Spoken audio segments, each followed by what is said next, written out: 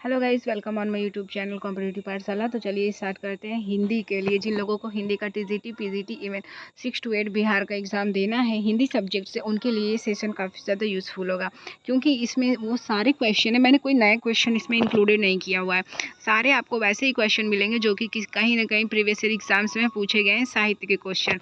बशर्ते यही एक काम किया गया है कि जो साहित्य के क्वेश्चन आपके पूछे गए हैं उसको सारे क्वेश्चन को एक सीक्वेंस में चैप्टर वाइज सारे क्वेश्चन को अरेंज किया गया है।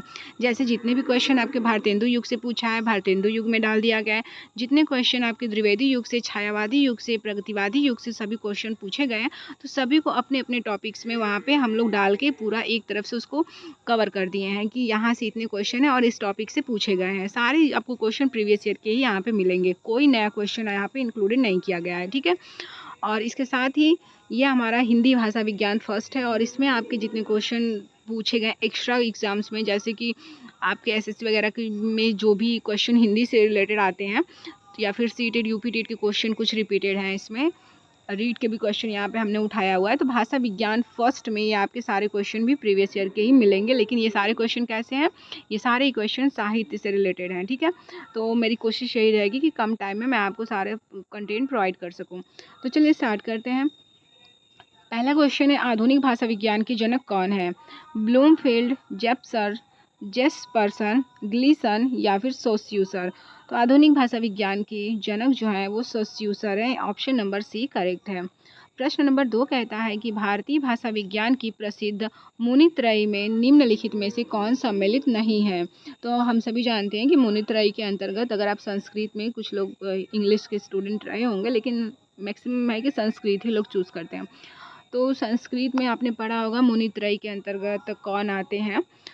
तो पाणि, पतंजलि तथा कात्यायन ये तीनों मुनित्रयी के अंतर्गत आते हैं, जबकि जो भर्तृहरि हैं ये मुनित्रयी के अंतर्गत नहीं आते हैं। तो हमारा डी ऑप्शन ही करेक्ट हो जाएगा कि भर्तृहरि मुनित्रयी के अंतर्गत नहीं आते हैं। देखिए, कात्यायन का एक अन्य नाम है वर रुचि। ये भी आपके एग्जाम में पूछा हुआ है, यूपी टेट के क्वेश्चन में पूछा हुआ है कि वर रुचि निम्न में से किसका नाम है? तो कात्यायन जी का ही नाम है। पाणिनि के द्वारा लिखित गई एक रचना है जिसका नाम है, पाणिनि ने एक बहुत अच्छी रचना लिखा हुआ है, अष्टाध्यायी। अष्टाध्यायी में कुल 8 अध्याय हैं। अष्टाध्यायी में कुल 8 अध्याय हैं जिसकी रचना पाणिनि महोदय के द्वारा की गई है। आगे चलेंगे प्रश्न नंबर 3 में। संथाली भाषा किस भाषा परिवार से संबंधित है? भारोपीय परिवार, द्रविड़ परिवार, ऑस्ट्रिक परिवार या फिर चीनी तिब्बती परिवार? तो जो संथाली भाषा है यह आपके ऑस्ट्रिक परिवार से संबंधित है। सी ऑप्शन करेक्ट है। 4 नंबर प्रश्न है, नीचे भाषा की 4 विशेषताएं दी गई हैं, इनमें से जो एक गलत विशेषता है उसको आपको चुनना है। भाषा परिवर्तनशील होती है। जी हाँ, भाषा तो परिवर्तनशील होती है, ये स्टेटमेंट तो सत्य है।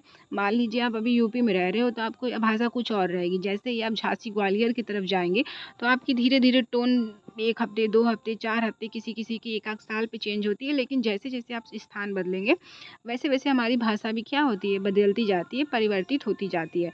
तो पहला स्टेटमेंट तो करेक्ट है, और हमसे पूछा क्या है, इनकरेक्ट यानी कि गलत पूछा है, तो हमें गलत ढूंढना है। भाषा सामाजिक संपत्ति होती है। भाषा सामाजिक संपत्ति होती है, ये भी स्टेटमेंट आपका करेक्ट है, क्योंकि भाषा हम कैसे सीखते हैं? समाज से ही तो सीखते हैं। समाज में जहाँ जाएंगे वैसी भाषा, वैसा व्यवहार हम सीखते हैं। तो भाषा भी सामाजिक संपत्ति है। भाषा अनुकरण के द्वारा सीखी जाती है, ये भी आपका स्टेटमेंट सही है कि भाषा कैसे सीखी जाती है? अनुकरण के द्वारा सीखी जाती है। गलत कौन सा है? भाषा पैतृक संपत्ति है। क्या भाषा हमारी विरासत में हमको मिलती है? जी नहीं, भाषा हम क्या करते हैं? अर्जित करते हैं, अर्जित करते हैं। जन्मजात भाषा आपकी कभी नहीं होती है। हाँ, भाषा अर्जन करने की जो क्षमता होती है वो जन्मजात होती है, लेकिन भाषा आपकी जन्मजात कभी नहीं होती है, कभी भी पैतृक संपत्ति नहीं होती है। तो बी ऑप्शन भी हम यहाँ पे गलत है, और पूछा है गलत, इसलिए हमारा बी ऑप्शन करेक्ट हो जाएगा। प्रश्न नंबर 5 है, निम्नलिखित में भाषा की प्रमुख प्रकृति कौन सी है? सरलता से क्लिष्टता की ओर, जटिलता से सरलता की ओर, भावों से विचारों की ओर या फिर विचारों से भावों की ओर? यहाँ पर देखिए थोड़ा सा विवाद आपको लगेगा, क्योंकि आयोग ने आंसर दिया है जटिलता से सरलता की और ऑप्शन बी को आयोग के अनुसार आंसर दिया गया है, तो फिलहाल ये तो करेक्ट है। लेकिन मेरे हिसाब से विचारों से भावों की ओर होना चाहिए, क्योंकि जो हम विचार हैं, जो हमारे अंदर भाव हैं, उसी को तो हम प्रकट करते हैं। मेरे हिसाब से ये होना चाहिए, लेकिन जो आपको आयोग की तरफ से आंसर मिला है ऑप्शन नंबर बी मिला है, तो मैं आंसर बी ही आपको बता रही हूँ। प्रश्न नंबर 6 है, टकसाली भाषा किसे कहते हैं? टकसाली भाषा कहते हैं परिनिष्ठित भाषा को टकसाली भाषा के नाम से पुकारा जाता है। 7 नंबर प्रश्न है, एकाक्षरी भाषा परिवार से तात्पर्य है।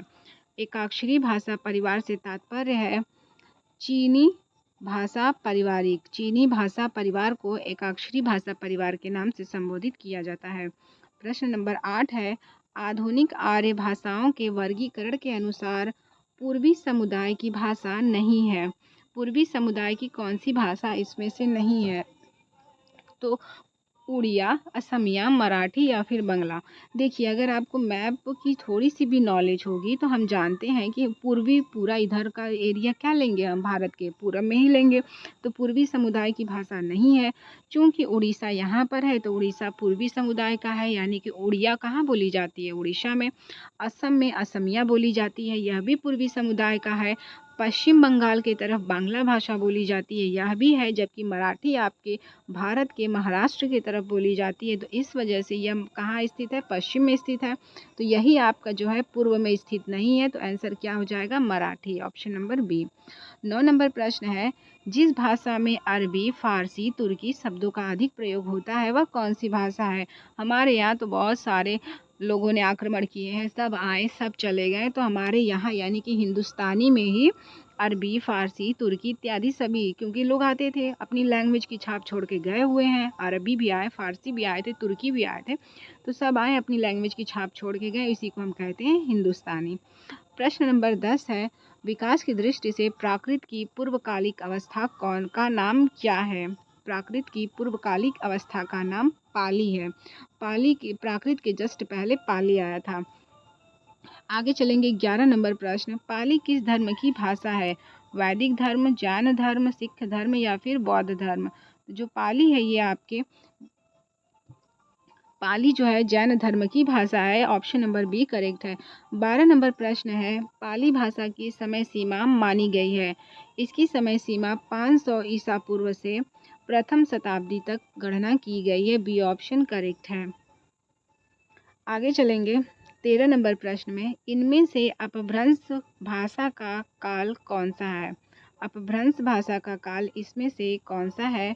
1000 ईस्वी पूर्व से 500 ईस्वी तक, 1500 ईस्वी पूर्व से 500 ईस्वी पूर्व तक, 500 ईस्वी पूर्व से 100 ईस्वी तक, 500 ईस्वी से 1000 ईस्वी तक। पाली भाषा की समय सीमा मानी गई है प्रथम शताब्दी से 500 ईस्वी तक। सॉरी। पाली भाषा की समय सीमा मानी गई है 500 ईस्वी से प्रथम शताब्दी तक, ये करेक्ट है। आपके 11 नंबर क्वेश्चन का आंसर है, पाली किस भाषा की भाषा है? तो यह बौद्ध धर्म में पाली भाषा का सबसे ज़्यादा प्रयोग होता था, ये वहीं की भाषा है, इसको आप करेक्ट करिएगा। 13 नंबर प्रश्न कहता है, इनमें से अपभ्रंश भाषा का काल कौन सा है? 500 ईस्वी से लेकर के 1000 ईस्वी तक अपभ्रंश भाषा का काल माना गया है। 14 नंबर प्रश्न है, सिंधी भाषा का विकास अपभ्रंश भाषा की किस बोली से माना गया है? ये जो है ब्राचंड बोली से माना गया है, ए ऑप्शन करेक्ट है।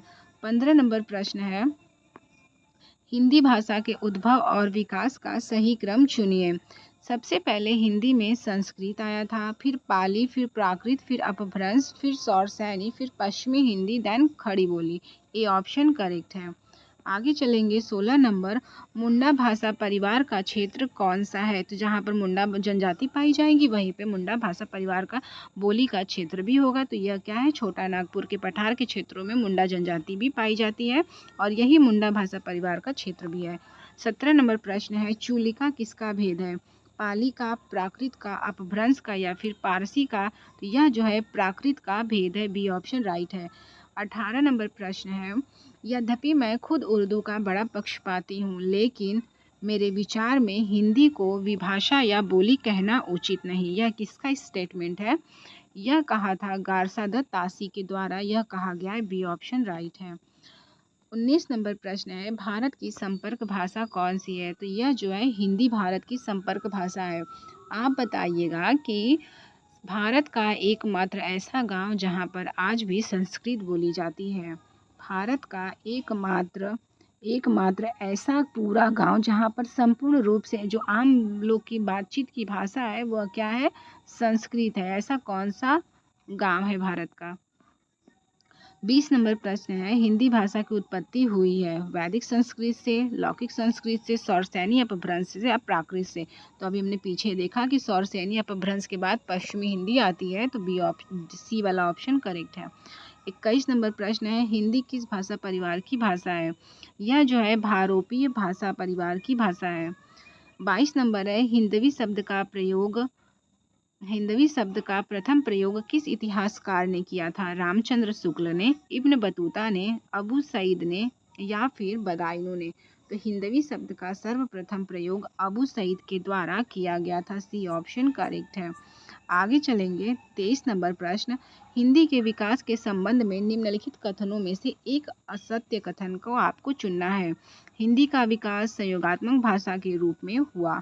हिंदी का विकास लगभग 1000 ईस्वी से माना जाता है। हिंदी अपभ्रंश के बाद की भाषा है। हिंदी एक वियोगात्मक भाषा है। हिंदी अपभ्रंश के बाद की एक भाषा है। यह स्टेटमेंट आपका रॉन्ग है। आगे है 24 नंबर प्रश्न, निम्नलिखित में से किसे हिंदी की शैली नहीं मानेंगे? संस्कृतनिष्ठ हिंदी, हिंदुस्तानी, दक्षिणी या फिर मनसवी?